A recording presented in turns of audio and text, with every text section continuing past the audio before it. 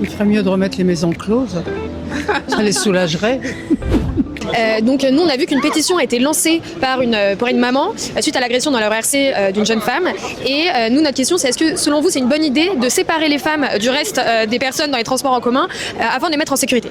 Absolument pas, je pense que c'est une très mauvaise idée. Non pas que je suis contre le fait qu'on protège les femmes, c'est pas du tout ça. Mais je pense que ça sera un retour en arrière sur la mixité homme-femme. Et ça c'est hors de question parce que ça va donner l'ouverture à des islamistes religieux. Voilà, donc hors de question.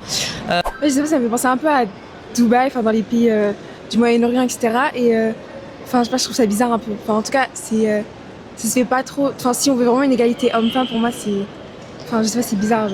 Faire un wagon que pour les femmes, pourquoi pas en faire que pour les hommes aussi? Je sais pas, c'est trop bizarre. Je trouve pas que ce soit une bonne idée, parce que ça veut dire qu'on repart en arrière et qu'on remet les femmes dans un coin. Je trouve ça inadmissible qu'on puisse penser comme ça et qu'il faut changer les hommes et pas changer, encore une fois, à demander à ce que les femmes changent et qu'elles se mettent dans un coin, qu'elles se cachent, qu'elles se camouflent, enfin voilà quoi.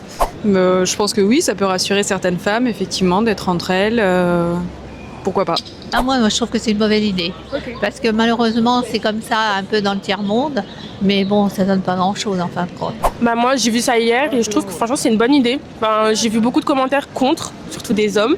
Mais je pense que ça pourrait être une bonne idée pour les femmes qu'elles soient plus en sécurité, même se sentir plus en sécurité dans les transports.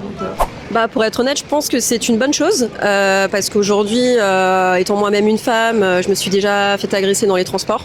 Donc je pense que c'est une bonne chose. Après, effectivement, j'ai l'impression aussi qu'on retourne un peu en arrière et qu'on arrive à un stade où en fait, on est obligé de séparer les femmes des hommes pour éviter ce genre de choses, alors que ça ne devrait pas arriver en 2025. Je pense que oui, ça me rappelle ce qui se passe au Japon. Il y a certains wagons qui sont exclusivement pour femmes et ça pose pas de problème en particulier. Justement, ça facilite les femmes et pourquoi pas du coup. Ouais, pourquoi pas aussi, mais aussi ça me questionne en fait le fait qu'on en arrive là, qu'on doive séparer les hommes des femmes de façon physique, mais actuellement vu que l'urgence est présente, donc oui, pourquoi pas, ouais.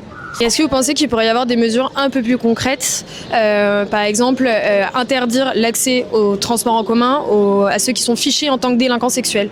Ah bah oui, mais bon, il faudrait les interdire partout, pas que dans les transports en commun. Ça peut être une solution sympa et peut-être plus facile à mettre en place. Je suis pour. Oui, je pense qu'aujourd'hui, c'est pas normal d'avoir la boule au ventre en tant que femme quand on veut prendre les transports. Donc effectivement, si on doit en arriver à là et éviter de se retrouver avec des personnes dangereuses, je suis d'accord.